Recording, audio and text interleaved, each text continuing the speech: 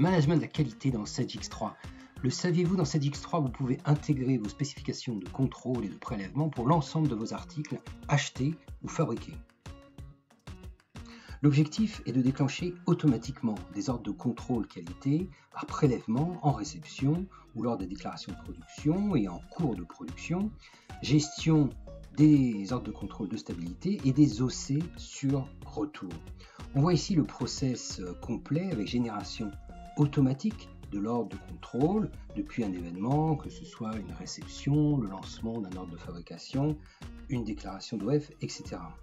Au niveau du référentiel qualité, on associe à chaque article une ou plusieurs gammes de contrôle. Et une gamme est composée d'opérations de contrôle associées à un poste de charge, une spécification de prélèvement et une spécification de contrôle.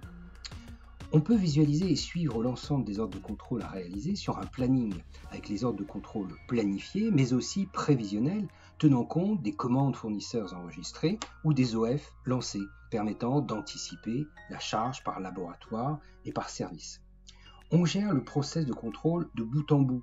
À partir de l'ordre de contrôle, on dispose des documents obligatoires à imprimer qui vont servir de support au prélèvement et à la saisie des résultats, puis leur validation, pour procéder ensuite à la libération des lots, c'est-à-dire le changement de statut du lot et l'indication de la conformité par rapport aux spécifications particulières par client et par pays.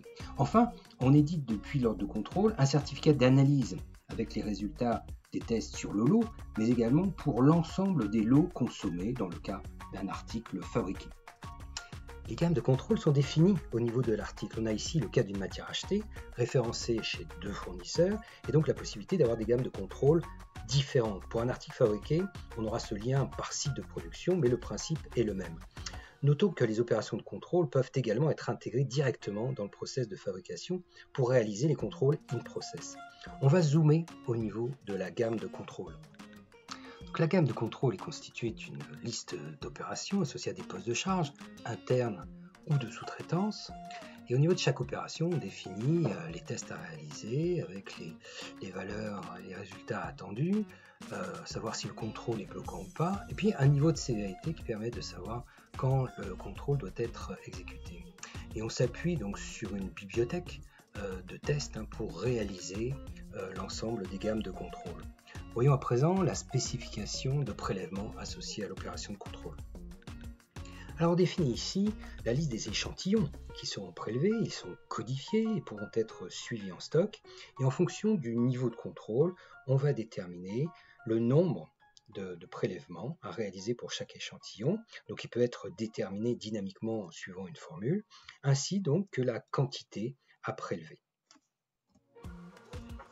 Le niveau de contrôle peut être déterminé de manière dynamique et automatique. Après un nombre d'entrées conforme, on peut décider de basculer sur un niveau de contrôle partiel ou inversement passer sur un contrôle renforcé.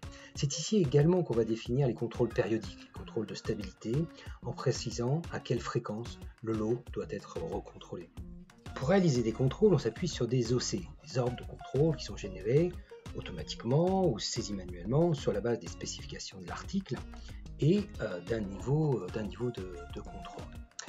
On zoome ici sur le cas d'un OC généré suite à un retour. On a ici la traçabilité sur l'ensemble des documents imprimés et également l'ensemble des résultats réalisés sur chacun des prélèvements. Une pastille verte indique si le contrôle est conforme. On peut également statuer sur savoir si le lot est conforme aux spécifications d'un client ou d'un pays particulier.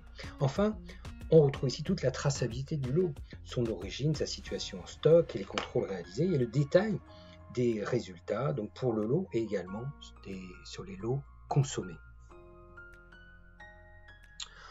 On s'appuie sur des gammes, donc on peut donc suivre et gérer la charge laboratoire. On peut aussi consulter au travers d'un planning l'ensemble des ordres de contrôle qui ont été générés avec leur date d'échéance, mais également les OC prévisionnels.